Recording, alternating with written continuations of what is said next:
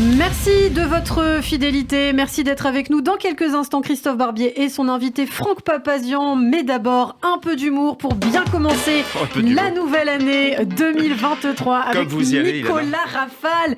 Bonjour Nicolas et bonne année. Eh ben, bonne année, meilleurs vœux à toutes et à tous. Bon, et 2 janvier, est-ce que ça y est, 2022 c'est derrière? Est-ce qu'on peut critiquer? Comme si vous ne l'aviez pas fait jusque-là. Eh ben, on peut critiquer, vous me donnez votre aval. Donc on est comme dans la voiture après un dîner, mais quelle année de con. Ah non, on n'y reviendra plus jamais. Le président a formulé les vœux d'une France unie et solidaire. Enfoiré, connard, retraité. Rassurez-vous, mes chers compatriotes, les temps vont changer. Empire. 2023, je réduis, je soustrais, je retraite, j'élimine, je rationne, j'économise, je vis dans le noir, je grelotte, je retourne à l'époque glaciaire, je m'achète plus de vêtements, plus de déodorant, plus de dentifrice, rien. Je me laisse pousser les poils, je m'achète un gourdin sur le bon coin, je fais un feu dans le salon. 2023, je décroît. J'ai hyper envie de décroître. Ça m'excite tout d'un coup. Et surtout, première résolution, est-ce qu'on passe direct à 2024 ? Ah bah comme vous voulez. On a le droit de sauter des années. Les Jeux Olympiques. Ouais, comme on saute des classes, ouais, parce que là, alors que ça passe vite, peut-être. Je trouve que 2022, on a touché un peu le sublime dans le merdique, quand même. Voilà, à ce niveau-là, j'ai de bons espoirs pour 2023. Il reste encore 364 jours avant le 31 décembre. Ça peut être long. Depuis le Big Bang, évidemment, 4 milliards d'années, c'est rien un an. C'est le frissonnement du début, de l'amorce, du germe, de la gestation, de l'idée pas encore conscientisée, d'une claque dans le cerveau d'Adrien Quatennens, alors qu'il n'a pas encore rencontré sa femme et que son père n'a pas encore rencontré sa mère. Et il se dit, tiens, j'aimerais bien avoir un fils balai brosse roux. Double fonction. Mais à hauteur d'homme, avouez qu'un an, c'est quelque chose quand même. Ouais. Quand on refait le film de 2022, c'est irréel, un peu comme Avatar 2, quoi. Sauf que là, c'est surréaliste, c'est comme Macron 2, quoi. On se dit, ah oui, il y a eu ça, oh, c'était pas bien. Globalement, c'était pas très feng shui. Mais je trouve de toute façon que depuis l'apparition de Cro-Magnon, c'est le bordel. Ouais. Non, c'est dès que les hommes se sont vus en représentation sur les murs de la caverne, quelque chose s'est cassé. Naissance de l'image, hypertrophie du boulard. Allez, hommage aux disparus de l'année, si ça vous va. Chers parents. Il s'en est allé cette année le pouvoir d'achat. Parti en catimini sur la pointe des pieds, il laisse une France éplorée et exsangue, livrée au paquet de pâtes à 2,30 et au 6 rouleaux de PQ, une feuille à 3,10.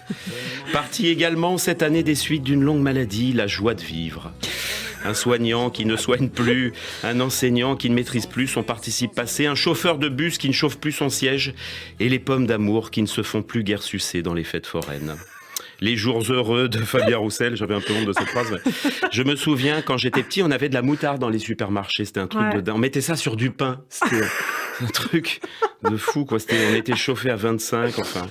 Adios, professores, arrivée d'Herchi, système de santé en soins palliatifs qui poirote même pas sur un brancard avant d'être pris aux urgences. Et welcome donc 2023 que déjà on ne sent pas. Hein. C'est normal. Ouais. On a la sphère ORL complètement bouchée, c'est la grippe.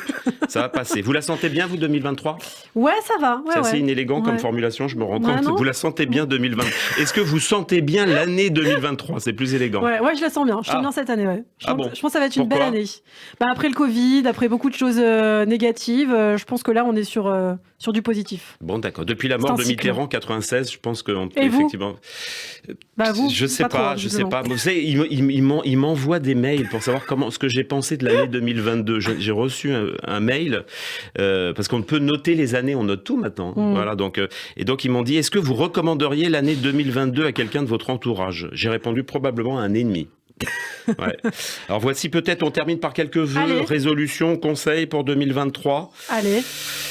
Surprends-toi. Épile les poils des framboises. Décourbe les bananes. Ne te voile pas la face, tu n'es pas en Iran. Va de l'avant malgré le pass Navigo à 84 € et le litre de sans-plomb à 2 boules. Rends tes anciens amis sur Vinted.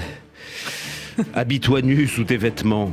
Ajoute du sucre à tes larmes, ça fera du sucré salé. Tu rêves de plus d'empathie, prends un labrador, il ne te trahira jamais. Trouve-toi un néo-nazi et apprends-lui l'hébreu. Croque dans la vie à pleines dents sans oublier ton fixe aux dents. Mange de la pâté pour chat et essaye de dire il est bon ce foie gras, il a un petit goût de poulet. Apprends à Jean-Jacques Debout à s'asseoir. C'est un vieux, Jean-Jacques Debout. Sors avec quelqu'un de moche pour te prouver que tu n'es pas uniquement axé sur le physique. Joue le jeu. Ne sois pas le personnage principal. Évite les arrière-pensées, ne tais rien, méprise la victoire, ne décide qu'enthousiasmer. Échoue avec tranquillité, fais des détours, laisse-toi distraire. Fous-toi du drame du destin, dédaigne le malheur et surtout, écoute le 6-9.